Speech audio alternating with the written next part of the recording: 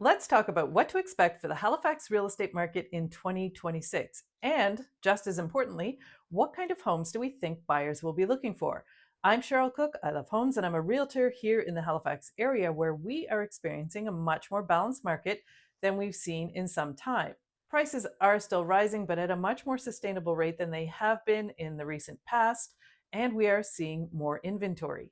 So the forecast is for a modest price increase of around maybe 3% over the next year, and that presents a market that is much steadier and much more predictable. For buyers, the increased inventory is really important. It means less pressure, less urgency, more choice for them. And that means you're going to see buyers who are applying that advantage when it comes to choosing on what house to offer on, how much to offer, and the negotiations during the buying process. For sellers, then, this means that pricing, presentation, and marketing have never been more important. Buyers who feel like they have other options are much more likely to walk away from any given home that they feel isn't a good fit for them. So, homes that are well priced, well presented, and have the features that buyers are looking for are more likely to stand out. So, what are buyers looking for in 2026? In HRM, single family detached homes are number one on the search list. But in 2026, I think buyers are going to be looking for homes that are much more move in ready. They're not going to be looking to do heavy lifting if they don't have to. And with more to choose from, they don't have to.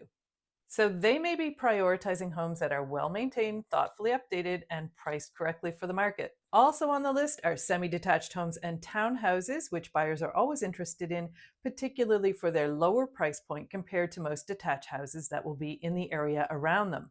They often represent a great way for first time homebuyers or families who need a little more space to get into a neighborhood that they're interested in. And of course, new construction. There's always interest in that because buyers do like absolute turnkey homes that have modern finishes and are energy efficient. So, if you have any questions about buying or selling a home in 2026, or if you want to talk about how these trends may be impacting your plans, get in touch anytime. I am always happy to answer your questions.